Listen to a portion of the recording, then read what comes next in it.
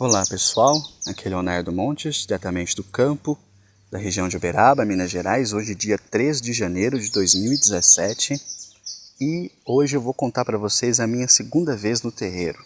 Como foi essa experiência? Se você quiser ouvir outras reflexões, acessa youtube.com/medium de Umbanda, ok?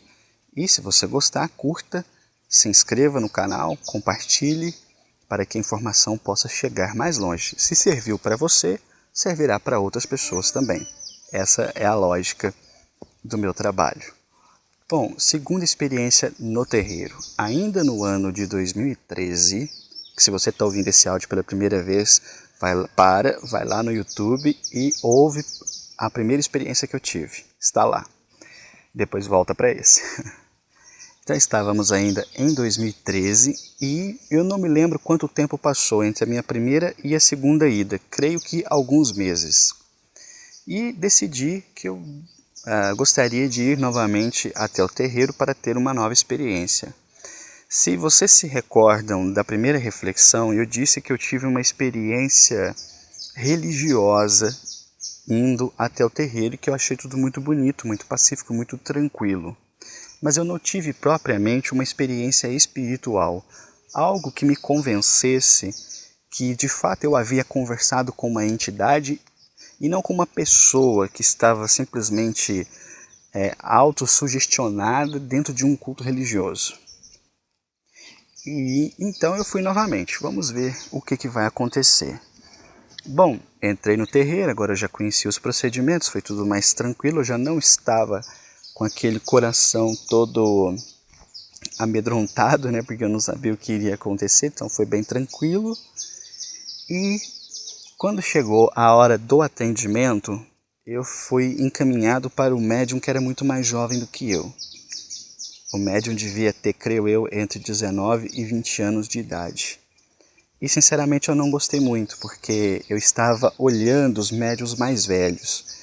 E eu imaginei que os médiuns mais velhos, por terem mais experiência, talvez pudessem oferecer aquilo que eu buscava. Eu não estava ali para testar as entidades, não é isso. Mas eu queria ter aquela convicção íntima de que eu estava de fato conversando com uma entidade e não com um médium representando um culto. Vocês devem entender o que eu estou dizendo, né?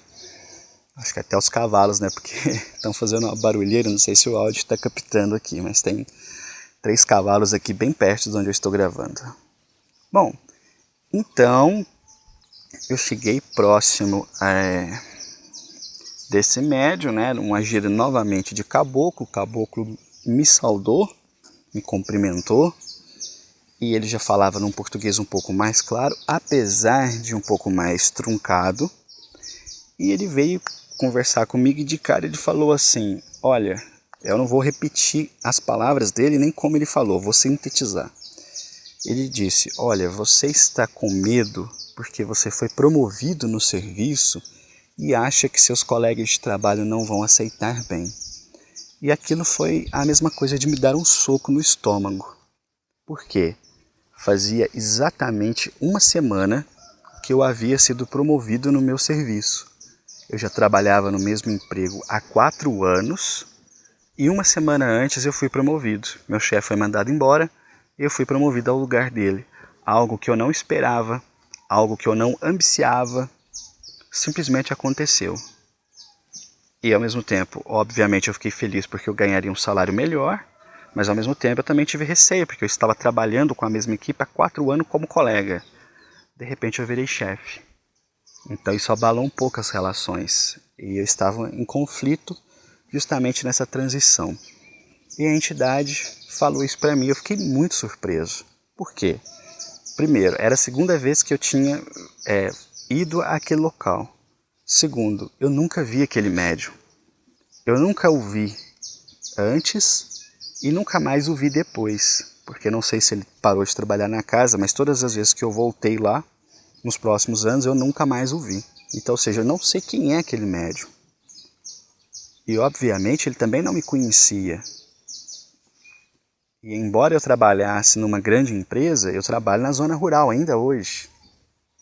Eu não conheço aquele sujeito. E ele falou isso pra mim. E foi um choque. Porque a única explicação plausível era que, de alguma forma, eu estava mesmo conversando com uma entidade inteligente exterior ao médium e que conseguiu fazer essa leitura correta, não só do que havia acontecido comigo em relação ao serviço, mas como eu estava me sentindo.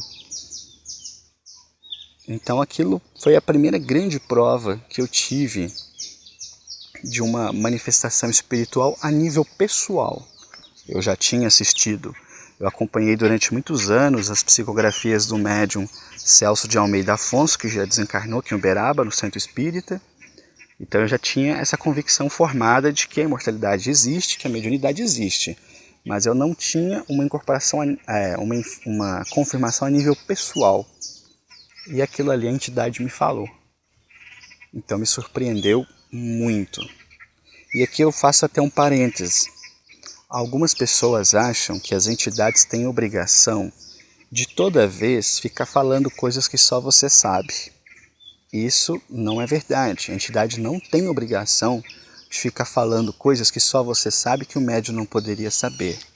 Mas ao mesmo tempo, se nunca a entidade fala nada que diga respeito a algo que só você sabe, então como que você vai confiar que de fato tem uma entidade ali incorporada? Como é que você vai saber se não é simplesmente um médium que está sugestionado e está fingindo, ainda que sem intenção, uma incorporação? Isso existe. É claro que existe, é um problema do ser humano, então não tem como dizer que não existe isso. Então eu sempre costumo dizer, olha, as entidades não são obrigadas toda hora a ficar lendo o seu pensamento, a ficar vendo o seu futuro e a ficar adivinhando o que você está pensando. Mas se uma vez ou outra ela não fizer isso, então você não tem como ter certeza de que há uma entidade ali. É simplesmente isso, a gente só consegue verificar que de fato existe uma entidade pela quantidade de informações precisas e que o médium desconhece que é capaz de produzir naquele contato. Sem isso, não há como. Aí você acredita se você quiser. Então, fecha o parênteses. Enfim, aquela conversa com o caboclo me tirou do chão. Mas o objetivo dele não era simplesmente me espantar e mostrar, sim, aqui tem uma entidade. Tanto é que ele não fez referência nenhuma a isso. Ele só foi direto, preciso, como uma flecha certeira no meu problema e aproveitou a ocasião e me deu uma sugestão. Ele conversou comigo, ele me acalmou, ele me apontou caminhos, ele me direcionou. Então, além de me provar que ele estava ali de forma indireta, né? Não que ele quis provar, mas acabou provando, ele me orientou, me direcionou. Então a entidade não está ali também só para se exibir e para falar, olha o poder que eu tenho.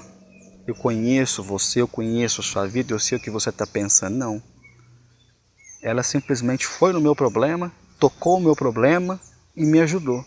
Eu saí daquela gira com a convicção de que a mediunidade realmente era real, que ali se incorporava realmente espíritos, e voltei para casa com o coração mais tranquilo, com o coração mais sereno, porque o que a entidade me aconselhou teve muita força sobre a minha forma de pensar e enxergar essa problemática. Então está aí para vocês o meu relato nu e cru do que de fato aconteceu, e essa é a verdade. Eu saí dali com a cabeça a mil, porque no Espiritismo ainda se discute muito se incorporação existe ou não existe. Muitos falam na psicofonia, o espírito falar através da voz é uma coisa, você está controlando uma parte do corpo, garganta. Incorporação é o espírito quase possesso, quase em possessão, é quase, não é uma, porque ele não entra no corpo, ele está fora, mas ele domina de tal forma que ele transforma o médium numa marionete. Então aqui eu saí com aquilo, com a cabeça fervendo, né? Como é possível isso? Como pode? E claro que depois, né, nos próximos 2 anos, né, de 2013 até 2015, eu ainda veria fenômenos espantosos, que um dia eu vou narrar para vocês, coisas que para mim eram simplesmente impossíveis de acontecer e um médium incorporado fazia. mas isso vai ficar para uma outra ocasião. Eu espero que esses 2 relatos da minha experiência, a primeira vez que eu fui no terreiro, e a experiência espiritual que eu tive lá dentro, onde eu tive a certeza que de fato a incorporação era real, que ali tinha mesmo um caboclo, que não era só um imaginário, né, como a gente fala muito em psicologia, em sociologia. Não, era real, estava ali. Sirva de inspiração a você que está pensando em visitar um terreiro, mas tem aquele medo, tem aquele receio, não sabe muito bem o que você vai encontrar, como é que você vai ser recebido. E uma coisa que eu posso dizer, nesses anos que eu tenho frequentado terreiros, é que terreiros são ambientes muito simples, muito acolhedores, não há nada para você temer, não há nada que vai te assustar. Você vai receber um passe, você vai receber uma orientação, ninguém pergunta seu nome, de onde você vem, se você é rico, se você é pobre, qual a sua religião. Todas as pessoas são recebidas em nível de igualdade, sentam num banquinho, numa cadeira igual a qualquer outra. Ao lado você vê alguém de roupa social, com cara de bancário, que acabou de sair do serviço, e do lado dele você vê alguém de chinela havaiana, bermuda, simples, que está ali. Não há diferenciação de classes. Todos são atendidos em pé de igualdade. Todos entram descalço no terreiro. Todos se ajoelham para ser atendidos ou sentam num banquinho, num toco. Não há humilhação, não há diferenciação. Então, espero que você se sinta inclinado a ter a sua própria experiência. Você pode conversar em qualquer grupo do Facebook. Você pode assistir todos os vídeos dos grandes canais de Umbanda que tem hoje no YouTube e estão muito bacanas. Você pode fazer tudo isso, mas nada substituirá a experiência real de você estar descalço em frente a uma entidade, escutando o que ela tem a dizer para você. Vou parando por aqui. Lembrando, se você quiser ouvir outras reflexões, acesse youtube.com/medium de Umbanda. Um abraço a todos, até a próxima reflexão.